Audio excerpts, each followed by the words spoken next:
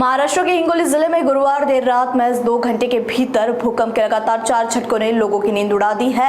वसमत और ऊंढा नागनाथ तहसील समेत करीब 40 गांव में भूकंप के झटके महसूस किए गए हैं, जिससे लोगों में दहशत फैल गई। कई घरों की दीवारें में दरार आ गई है और डर के कारण बड़ी संख्या में लोगों ने पूरी रात घरों के बाहर बिताई है।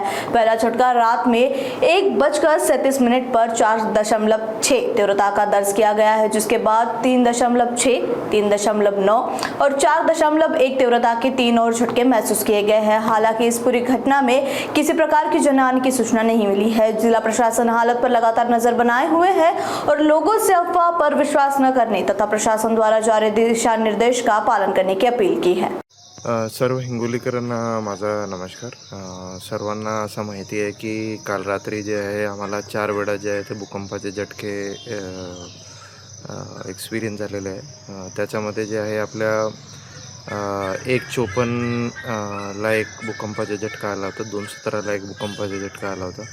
त्याच्यानंतर पण 3:26 पर्यंत जे आहे ते 4 भूकंपाचे झटके आम्हाला जाणवलेले आहे। त्याचे जवळपास जे आपले भूकंपाचे मॅग्निट्यूड होते, म्हणजे आपले तीव्रता होती, त्याच्यामध्ये जवळपास 4, 4.25, 4.5 पर्यंत आपली भूकंपाची तीव्रता गेलेली आहे।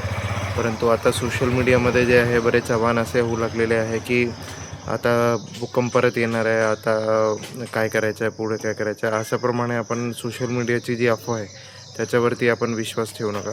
आपण जे आहे आपल्या भूकंप एक नैसर्गिक घटना असतो, त्याच्यामध्ये जे आहे आपलं आता नुकसान जे काही झालेलं असतील त्याच्यामध्ये आमची टीम जे आहे ते आज आपल्या ठिकाणी जे आहे ते पंचनामा आपले करून घेणार आहे। आपण सोशल मीडियाचे कोणत्याही मेसेजेसवर किंवा आव्हानावरती ते आपण